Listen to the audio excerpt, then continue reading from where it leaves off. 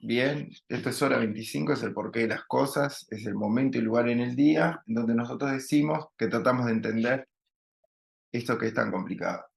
Hoy estamos con Fabián Severo, profesor de literatura, poeta y un artiguense que se encuentra en Montevideo.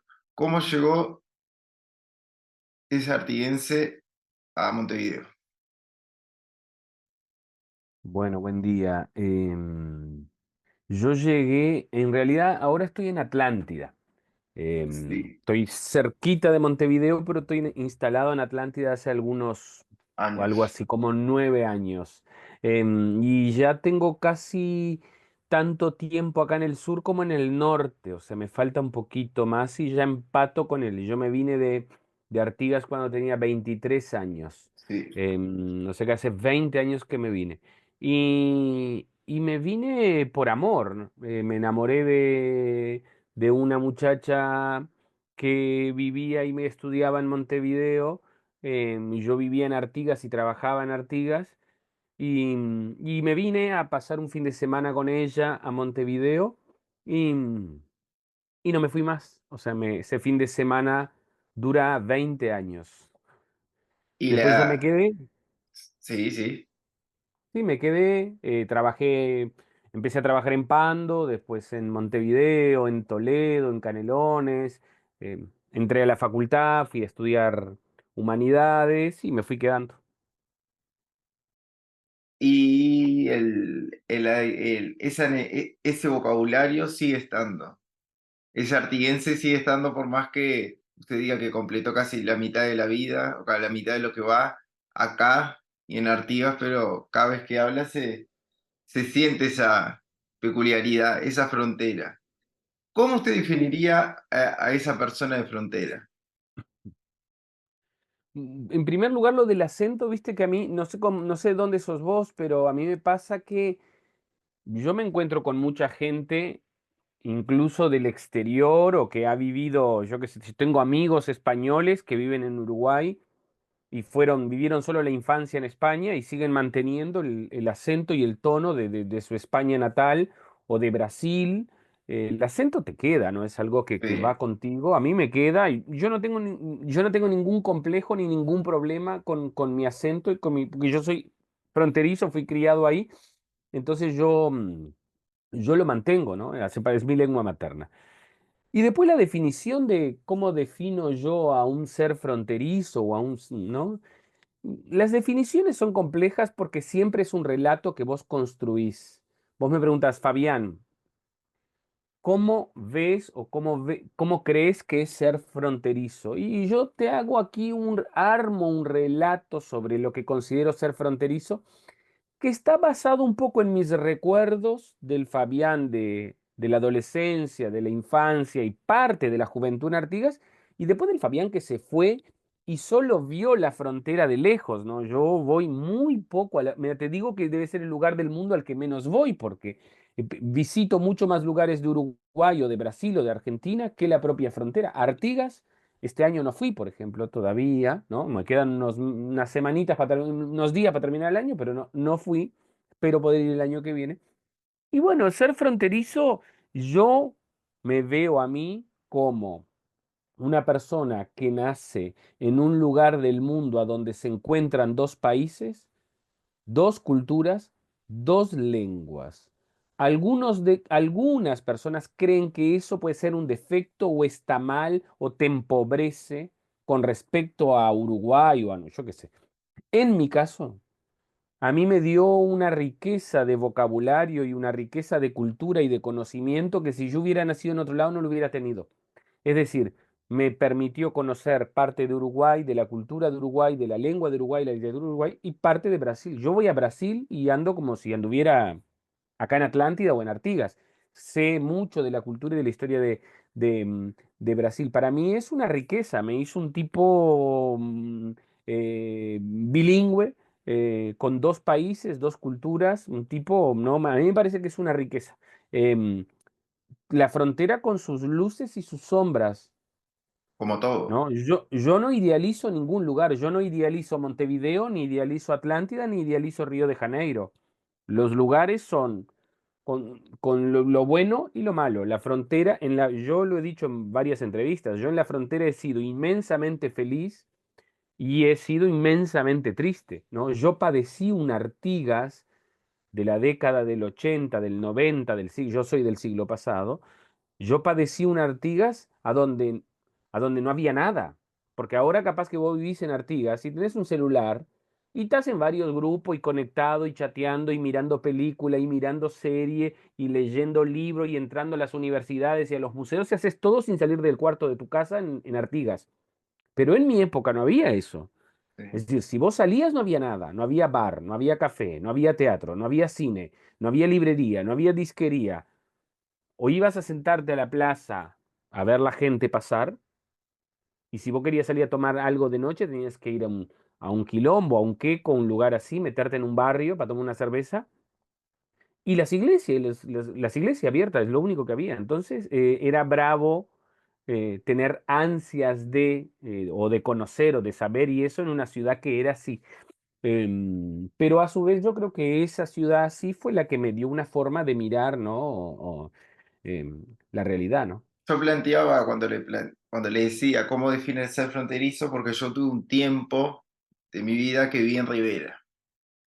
Creo que fueron 4 o 5 años. Y cuando volví de Rivera a Montevideo, a lo que fue la facultad, esa, esa marcada que te marcan como desde acá mismo en Montevideano, yo me acuerdo que de haber subido a un ómnibus y que un chofer venía y dije buen día y seguí y me senté. Y el chofer fue todo. Y yo estaba preguntando por una calle y él fue y me dijo, me dice, vos no sos de Montevideo. Digo, no, soy del interior. Me dice, primero me di cuenta porque me dijiste buen día. Y segundo, por toda esta situación de hechos, esa marcada que tiene el interior que se hace sentir acá en Montevideo, por más de lo que sea el vocabulario, esa forma de ser, que puede pasar también que en todos lados haya personas así o no, pero esa forma de unión que tiene el interior, que acá en Montevideo creo que por múltiples causales no se puede llegar a lograr eso, o cuesta más que se logre. A mí me pasa en la facultad, vos ves, el interior tiene, no sé, a mí decía nadie, no me dice, pero yo digo, yo viví solo 5 años en el interior, me dice, pero tienen chispa, tienen algo que el montevideano como que pierde esa gracia. Por más que vaya, que hay un caso particular en cada persona y cómo cada persona elige llevar eso en adelante. Sí, yo creo que yo coincido contigo, coincido en el análisis que no es propio de Uruguay, ¿no? Uno va a Brasil y la diferencia entre los paulistas y los que vienen del interior de Brasil, o en Argentina entre el porteño y la gente del interior de Argentina, ¿no? Hay una diferencia, o en Chile o en Cuba. Después hay algo que tiene que ver con ciudad grande y ciudad chica, ¿no? A nosotros se nos da algo que es maravilloso. Y yo, imagínate que yo vivo en una ciudad donde somos 10.000 personas. Sí, O sea, vos decís, no, o sea, 10.000 personas es, ¿entendés? Y nos conocemos y conoces a la gente y eso te da determinada proximidad y determinada forma de estar en el mundo que la ciudad grande se pierde un poco, ¿no? A mí me costó Montevideo un poquito, o sea, a mí me encanta Montevideo, yo voy cuando puedo, voy a alguna entrevista o a hacer algún trabajo y trato de disfrutarlo Montevideo.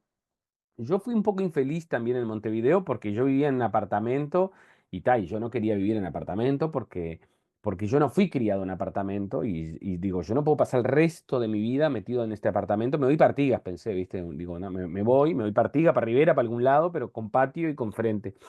Y,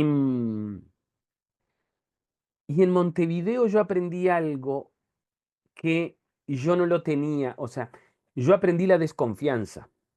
sí, Yo venía de Artigas y en el sentido de, ahora en Atlántida lo tengo un poco, volví a recuperar eso. En el sentido de, a ver, vivimos acá en el mismo barrio, vos mañana me llamás y me decís, mira Fabián, se me complicó tal cosa, ¿te puedo dejar la llave de mi casa porque van a venir a entregar unos muebles a tal hora?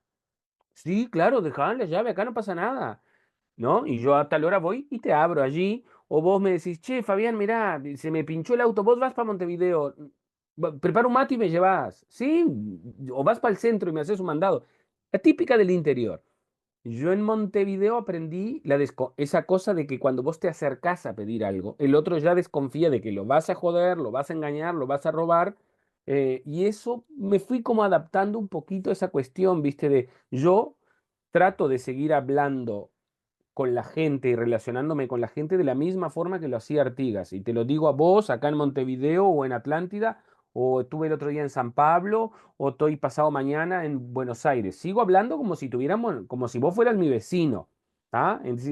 Trato de eliminar un poco las distancias. Pero en Montevideo yo aprendí esa cuestión de esa cosa de ir a golpearle al vecino del apartamento de al lado y esa cosa de, ¿no? Sí, Apenas entreabrir la desconfianza, ¿no? A sí. desconfiar porque, claro, al ser una ciudad más grande y que no nos conocemos, Cómo se explicaría al montevideano cuando a mí me pasaba en la facultad que ven uno que viene del interior y tienen esa fascinación de lo que uno trae en comparación a lo que ellos no sé si no son así o no puede, pues yo creo que nosotros los que vivimos del interior somos un poquito capaz más injustos con el montevideano que el montevideano cuando venimos con el que es del interior, porque el montevideano te escucha, te cuenta la gracia, como te trata una vez gente que lograse como romper esa barrera, te trata de formar parte, y sin embargo cuando en el interior viste que es mucho más nicho, más todo,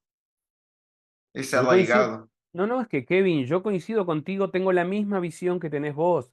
Es decir, em, eh, l- la fascinación que pueden tener los montevideanos para con los del interior, muchos de los del interior la tenemos para con los montevideanos, porque hay gente maravillosa y hermosa en Montevideo con unas vivencias, unos conocimientos que yo no los tengo. Yo que vengo de Artigas, imagínate todo lo que yo no sé y me rodeé de amigos en Montevideo que me enseñaron, me siguen enseñando toneladas de cosas que yo no sé y yo soy fascinado con ellos de la misma forma que ellos se fascinan con uno porque, esa forma que tenés vos de ser o esa forma de reírte o ese humor de la frontera, esa cosa, viste que a veces hay algo que yo no sé si se ha estudiado eso. En Artigas tenemos mucho esa cuestión del hablar con el doble sentido que vos nunca sabés si estamos hablando en serio. Sí, ¿Viste? Entonces la gente al principio te toma como en serio y cuando ve que no, dice, nunca sé cuando estás hablando en serio, cuando estás hablando, ¿no? Es decir, esa cuestión de jugar siempre con el doble sentido. Yo lo tengo con mi familia, lo tengo con mis amigos de Artigas y cuando nos juntamos los de Artigas es imposible, ¿viste? Porque estamos todo el tiempo hablando con el doble sentido. Pero yo creo que hay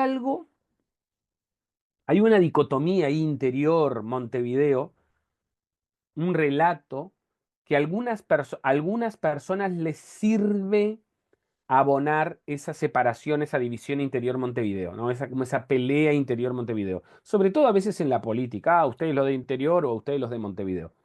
Y después en mi caso, allá en Artigas, nosotros crecíamos con como cierto resentimiento de que cuando llegáramos a Montevideo o se iban a burlar o de nuestra forma de ser o de nuestra forma de hablar como un sentimiento como de inferioridad que te hace ya estar como en cierta resistencia, ¿no? Ya estás preparado y entonces atacás al montevideano. Pero también hay una idealización del interior por parte de Montevideo, ¿no? Esa idealización del lugar tranquilo, del lugar sí. lindo, del lugar. Qué lindo que sería vivir en Artigas, ¿no? Me dicen mis amigos. Y yo digo, bueno, vayan una semana y prueben. Después me dicen, ¿no? O qué lindo que sería ir a vivir a Rivera, o qué lindo que sería Paso de los Toros. Bueno, vayan y después, porque hay como esa idealización del lugar idílico del interior, de la misma forma que yo idealizaba Montevideo, ¿no? Yo ¿Cómo, creía que ir a Montevideo era impresionante, que Montevideo era la capital cultural del mundo, ¿no? Y después sí. llegar a una ciudad común y corriente como cualquier otra. ¿Cómo llegó la literatura a su vida? ¿Por qué eligió literatura? Sí, yo no lo elegí, ¿sabes? Me sucedió, fue un accidente, porque yo me fui a Rivera, y yo cuando terminé sexto año en Artigas, había que irse a estudiar algo. Sí, Yo no podía irme a estudiar a Montevideo porque mis padres no tenían como bancarme una carrera en Montevideo.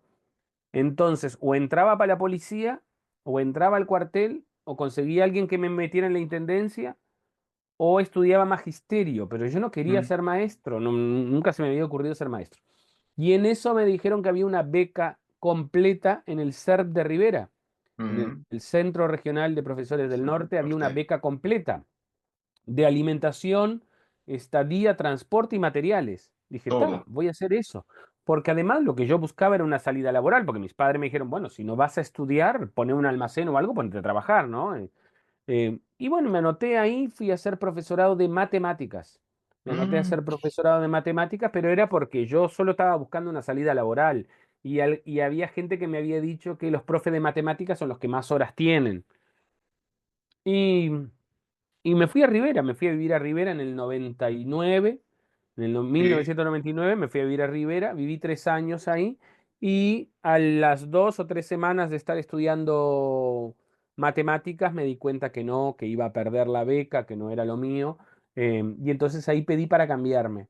Y mm, cuando pedí en administración para cambiarme, me preguntaron, bueno, ¿qué te querés cambiar?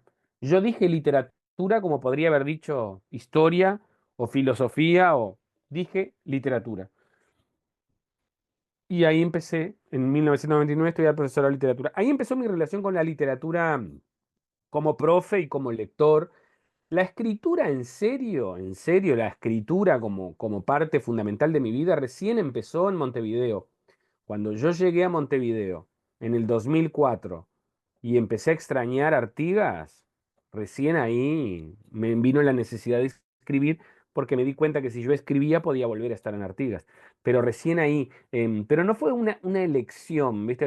Si hubiera elegido, no, fue un accidente, fue algo que ocurrió, me pasó eso, y bueno, y ahora mi vida, hace 20 años, está totalmente relacionada con la literatura. Soy profe, coordinador de talleres, doy charlas, escribo, hago recitales y todo relacionado con los libros, pero accidentalmente, porque yo no vengo de una familia ni lectora ni de un contexto lector. En mi familia nadie terminó el liceo, por ejemplo, ¿no?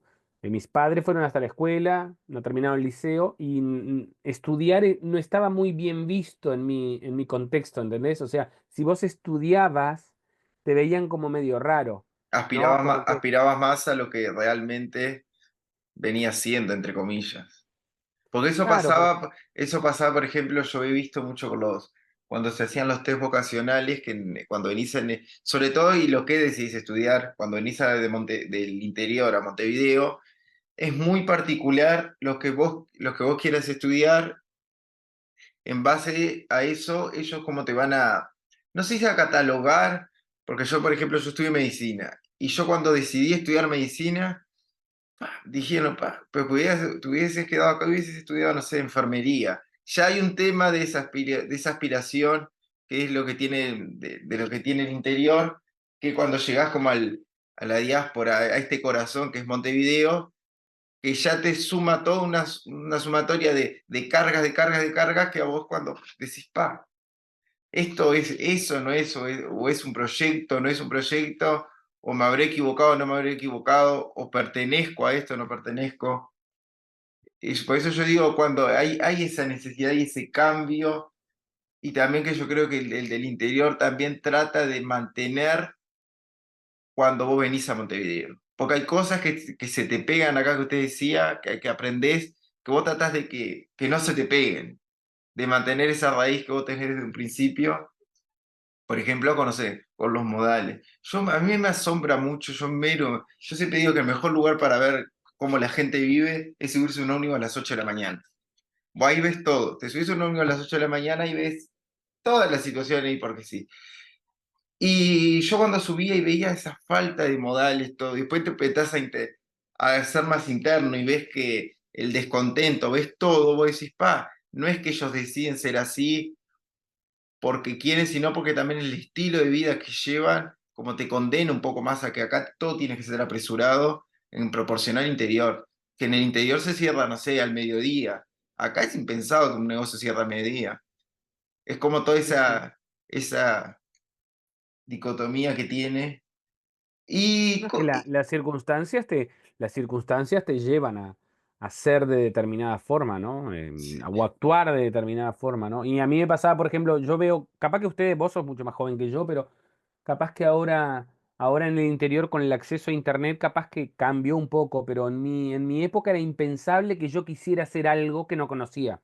No sé si Sí, me explico. sí, sí, O eras abogado, contador, escribano, médico, veterinario, arquitecto, y todos manejaban esas profesiones, pero a mí no se me ocurría, por ejemplo, ser periodista.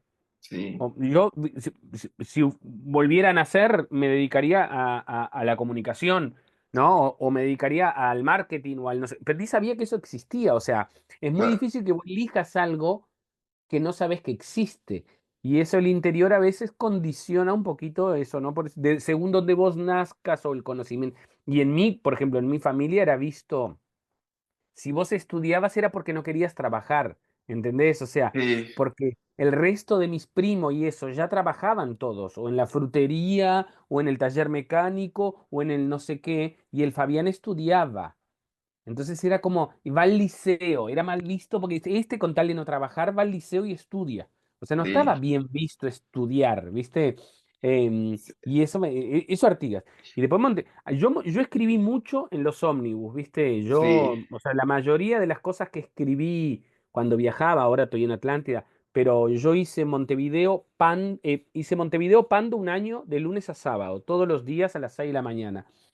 Después hice Montevideo Toledo 7 años a las 6 de la mañana.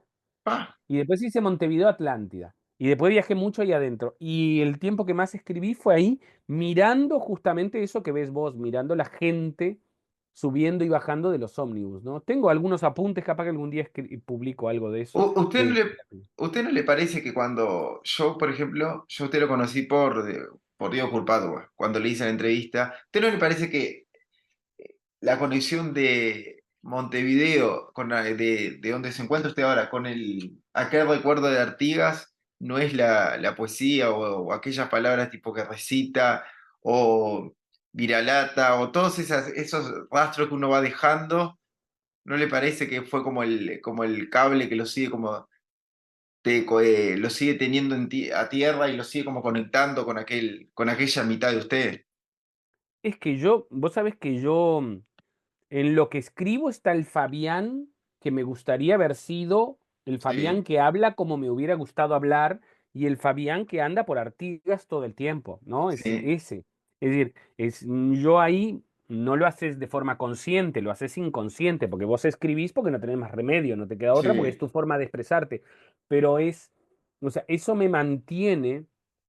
Yo trato de no perder lo poquito que me queda del Fabián ese de Artigas, de los 10, 11, 12 años del barrio centenario de Artigas, que veía el mundo de una forma. ¿Por qué trato de mantenerlo? No por un tema de traumas o de no poder salir de la infancia o no sé qué, porque me permite ver todo lo que me pasa y todo lo que conozco y eso con una sorpresa y una maravilla tan impresionante. ¿Entendés? O sea, sí, la mayoría de mis vecinos de Artigas, no salieron de Artigas. sí. No cruzaron la bajada San Vicente para irse a conocer a Montevideo. Sueñan con conocer a Montevideo. Yo viví en Montevideo, o me subí a un avión, o conocí otro país. Entonces, todo eso me permite a mí, ¿no? Verlo con esos ojos de artiguense, fronterizo, ¿viste? Pa.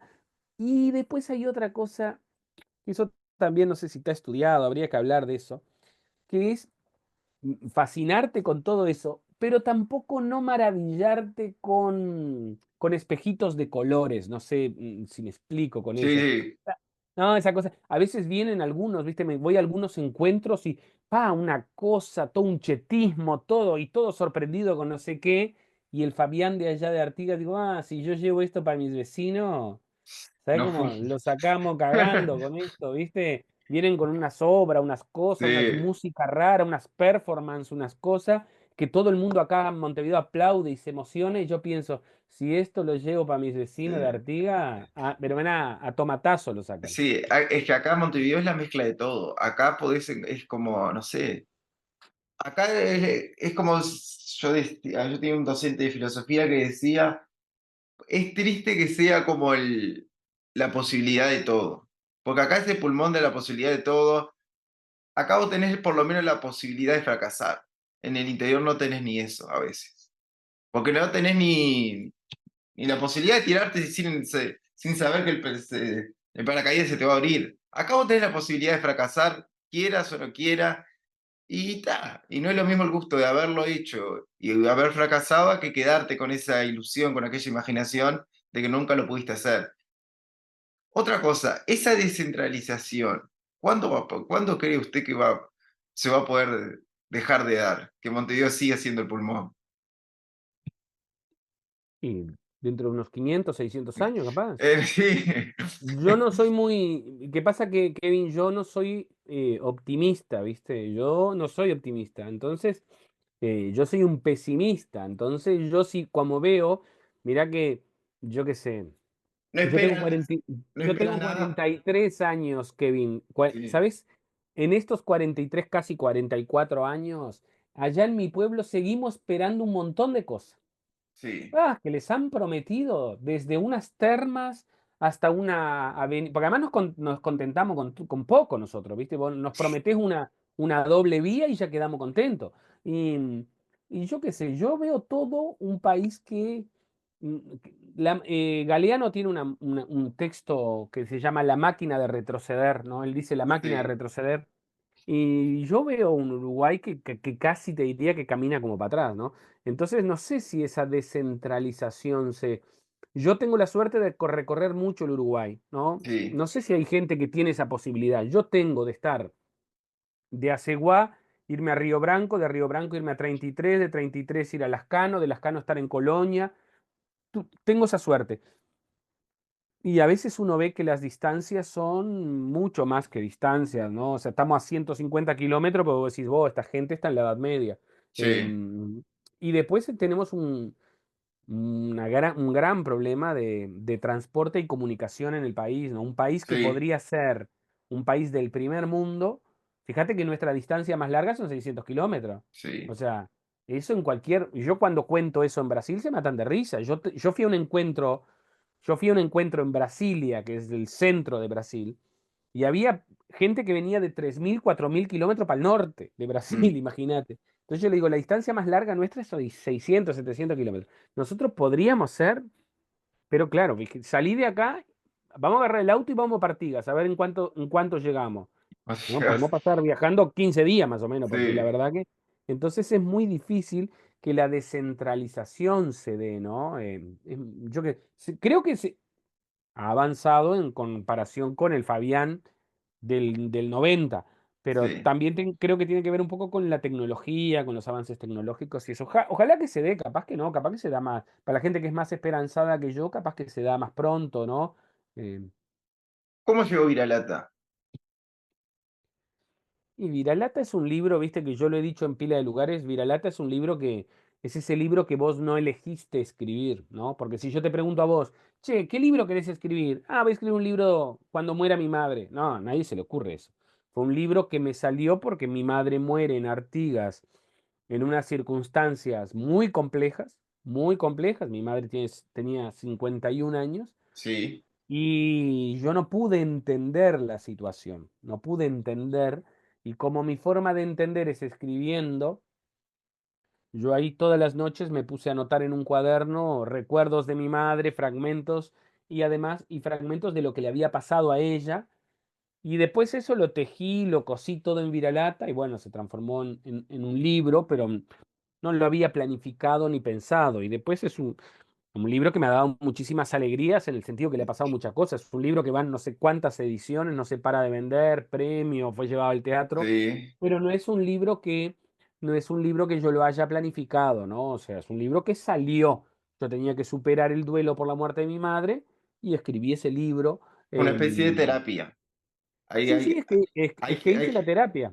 hay gente que dice que, no sé, yo escuchaba la otra vez un periodista que decía, los periodistas no podemos contemplar o no entender eso, escribís un libro o das una Claro. noticia o algo. Yo digo, es como la diversificación que tiene el propio ser humano frente a la necesidad de no comprender o no entender algo y sale eso. Le voy a hacer la misma pregunta que le hice a Culpadova. ¿Se escribe mejor en estado triste o se escribe mejor o se escribe?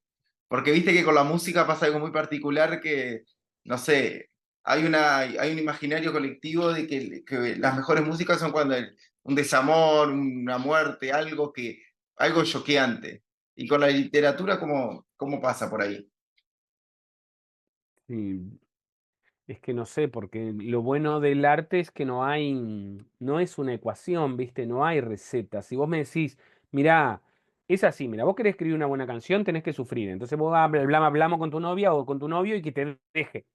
Sí, Y entonces puede entrar en un pozo depresivo y haces tremendas canciones. Y no, capaz que entrar en un pozo depresivo y no te sale nada. Y sí, después estás divino, una relación preciosa y escribís unas cosas. No es una ecuación. Para mí, no hay receta, no hay forma.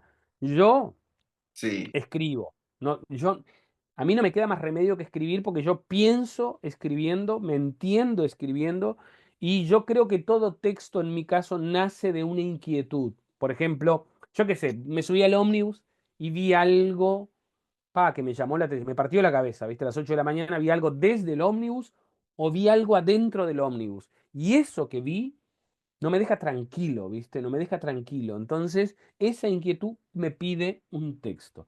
Yo lo he hablado mucho con músicos y con poetas y eso, ¿no? De decir, se escribe bien, se escribe mejor estando triste o... es sí, una gran discusión porque viste que uno ve a algunos grandes artistas sí, y cuando les fue, o sea, compusieron lo más importante de su carrera allá en su juventud y cuando sufrían y eran pobres y no sé qué, y después los agarró el aparato del el mercado y eso, se transformaron en popstar y nunca más hicieron un verso que valga la pena, sí, ¿no? O sea, después que quedaron cómodos, pero bueno, no sé, salvo excepciones, porque por ejemplo, yo te puedo decir, para mí, el poeta más importante que yo conozco es Caetano Veloso. sí, Caetano toda su vida compuso y toda su vida compuso en un gran nivel poético. sí, Fíjate que su último disco, que lo sacó tipo con 80 años, es de una poética, es una clase de poesía y de arte, sobre todo para los jóvenes ahora que están tan distraídos queriendo ser, ¿no? Queriendo hacer el último hit del verano en lugar de escribir algo contundente. Y vos ves una poesía impresionante. O Sabina, por ejemplo. Sabina creo que es de los pocos casos de Joaquín Sabina, de compositores que envejecen sí, y van manteniendo el nivel poético, van cambiando, porque un viejo de 70 no puede escribir lo mismo que un gurí de 20, ¿no? sí, El Fabián que tiene, yo soy un viejo, tengo la edad para ser tu padre, el Fabián de 40 y pico de años no puede escribir lo mismo que un gurí de 25. Son sí, distintas intensidades, distintas poéticas, y yo no quiero escribir como un gurí de 25. Yo no quiero hacer el último reggaetón de Punta del Este. Yo quiero escribir lo que puede escribir un tipo, un cuarentón, ¿no? sí. Eh, un cuarentón desde mi perspectiva, mi punto de vista, ¿no? Y pensando en eso que decía y en la postura que usted aparte es docente, ¿usted no le parece que sigue siendo complejo ser joven? Pues yo hablaba la otra vez con una psicóloga y yo digo, ser joven es complejo y dicen, tenés toda la voluntad, pero yo creo que esa falta de capacidad de decisión que tenemos en ciertos momentos y esta propia exigencia que te exige algo que no sabes lo que te está exigiendo, te termina complejando más. Y que todas sus épocas, la imagen del joven siempre sigue siendo ser complejo ser joven. Y cuando y escuchaba recién que dice, que el joven anda distraído, es como una propia cualidad del joven. Yo digo que el joven es así. A veces tratás de distraerte como para, no sé, para tratar de no asumir la realidad y no pasar de ese estado de juventud al amargarte y tomar decisiones. Sí, el joven es joven, ¿no? El joven es joven y tiene que ser joven. Yo soy profesor de secundaria. Mis alumnos Sí, tienen 16 años. eh, Tienen 16, 17 años. Tienen 16, 17 años. Tienen que llevarse todo por delante, matarse de risa y burlarse del profesor de literatura. Y cada que el profe de literatura empieza a dar sermones de cómo tienen que estudiar y cómo tienen que ser cuando sean grandes y que no sé, ellos tienen que bajar la cortina, onda y pensar en cualquier cosa porque, este viejo viene a hablarnos a sí, nosotros, a darnos lecciones. Porque son jóvenes, tienen que faltarme el respeto, tienen que pasarme por adelante, tienen que burlarse de mí y tienen que creerse que saben mucho más que yo, que soy un viejo. Y sí, porque son jóvenes y tienen que tirar todo abajo. ¿Tá? Ahora, que el mito de que todo tiempo pasado fue mejor existe desde la época de los griegos hasta ahora. sí, Cualquier viejo que agarres de mi edad te va a decir así. Ah, porque en mi época sí que no sé qué. Y vos ya bajás la cortina porque está otro a decir que en la época de él era el Sí, mundo dorado. Yo, por ejemplo, como soy un pesimista, Kevin, creo que todos los que tenemos los cuarentones de ahora estamos todos abollados, quedamos todos sí, abollados. No sé si por la Yuya o por la tele o por el Family, quedamos todos medios abollados. sí, Y pobres gurises de ahora, fíjate que ser joven ahora, ¿no? Con estos adultos todos apoyados, pobre gurises. Entonces yo creo que sí, que es difícil ser joven, es complejo ser joven. En, en, en ese texto de Galeano, el de la máquina de retroceder, dice, no me acuerdo cómo empieza, pero dice, el Uruguay a fines del siglo XX es un país del siglo XIX. sí, Dice, las mujeres sueñan con casarse, los hombres sueñan con jubilarse y los jóvenes, culpables del delito de ser jóvenes, sufren pena de soledad o destierro a sí, menos que puedan probar que son viejos. Fíjate que eso es Galeano. Yo no soy muy lector de Galeano, pero me acuerdo de eso porque decía, claro, los jóvenes son culpables de ser jóvenes y en un sí, país de viejos. más. Vas a- Soledad o destierro, ¿tá? Porque además los viejos te vamos a pasar. Vos mirá nuestro parlamento, mirá nuestras autoridades, mirá todo, o sea, ¿no? Sí. Es Jurassic Park, ¿viste? No quieren, no, y lo peor es que no hay evolución, no hay recambio. Yo siempre digo, cuando no hay recambio y es todo lo mismo, todo lo mismo, todo lo mismo. Yo, Yo soy profesor en formación docente, Kevin. sí, Yo le digo a mis estudiantes que van a ser los profes de mañana, los profes de mi hija, gurises, ¿qué vienen a hacer ustedes que va a tirar todo lo mío abajo? Dale, Fabián, pegarme un boleo para el costado y avasallar con lo nuevo, ¿no? sí. Porque vos, Kevin, sos joven y vos si vas, sos comunicador o vas a... Bueno, ¿qué es lo? O vos vas a repetir lo mismo. Si vos Eh, vas a repetir lo mismo, de permitirme bostezar, ¿viste? Decir, yo que creía que los jóvenes venían a Yo, tirar todo yo abajo. creo que también hay una tendencia de cuando vos haces algo, de no hacerlo con idea de tribuna, que no lo hacerlo a un público dirigido. Vos tenés que hacerlo y si pasa, pasa, y si no, está. Porque cuando pasa, sobre todo en comunicación, cuando vos les hablás a una tribuna, es como o el famoso sesgo de confirmación, entras no tiene objetivo, no tiene fin, no tiene nada, ¿entendés? Y el joven tiene eso que yo creo que tirás lo primero que se te ocurre, te olvidás de ese sesgo de confirmación, te olvidás de todo y lo haces. Que te da un poco la propia inexperiencia y un poco la condición, como dice usted, de ser joven. Y lo que pasa acá, yo creo, en el Uruguay, es que el uruguayo también no, es un poco como agarrado a ese tiempo pasado. Nos cuesta soltar eso tanto que pasó, o esas enseñanzas, o ese recuerdo, y no permitimos que venga un presente mejor o que simplemente, no sé, sea algo distinto y no damos la posibilidad al cambio. Porque Sí, no. uno ve acá lo que es cultura acá. Uruguay tiene un gran déficit de cultura. Y vos decís un gurí hoy en día, no sé, ir al teatro. Ningún gurí te va a un teatro hoy en día. O pocos gurises te van a un teatro porque o no se familiarizó o no sé. Yo la otra vez hablaba que fui a ver una obra al teatro y me dijeron, ¿fuiste al teatro? Y yo fui. Y digo, ¿y por qué? Y hay como ese bicho raro que te... Yo digo, no hay manera de que cambie, de que la gente, no sé, no sé, a mí me preocupa eso cuando veo, sobre todo veo ese sesgo de confirmación y eso de que hay que hacerlo porque otros hicieron y no porque simplemente querés hacerlo. Sí, yo, Kevin, como, bienvenido, ya te estás recibiendo de viejo, bienvenido al club, ya estás, viste, ya te Yo estás siempre recibiendo de digo, viejo. yo siempre digo que soy un joven viejo, igual, así que eso me Yo, sirve yo como... siempre, yo siempre dije que nunca fui joven en muchas entrevistas, porque a mí siempre me Sí, presentaban, yo que sé, tenía 30 años, el joven escritor, y yo decía, vos, yo no soy joven, porque una persona con 30 años no es joven, y ahora tengo 40 y pico y sí, me presenta como un joven escritor, y yo sí, le digo a mis alumnos de 17 gurises, yo soy joven, dice, profe, usted ya es un adulto sí, mayor, ¿no? sí, No. vos acordate que como yo soy pesimista, yo te pregunto a vos, ¿por qué tendría que ser distinto si no existen, si no cambian las condiciones para que sean distintos? En el sentido de, vamos a recorrer, vamos a agarrar una combi y recorrer el Uruguay, a Sí, buscar los teatros, los cines, los sí, cafés, las librerías, las bibliotecas. Vamos a recorrer a ver y qué políticas existen y qué condiciones existen para que sea distinto. Porque ninguna. si no cambian las condiciones, es como creer en el pensamiento mágico de que las cosas se van a dar porque se van a dar, ¿no? Es decir, tienen que cambiar las condiciones, sobre todo que tengan que ver con políticas de lectura o políticas de teatro, políticas de consumo cultural, ¿no? Es decir, tienen que cambiar las condiciones, porque si no, no cambian las cosas.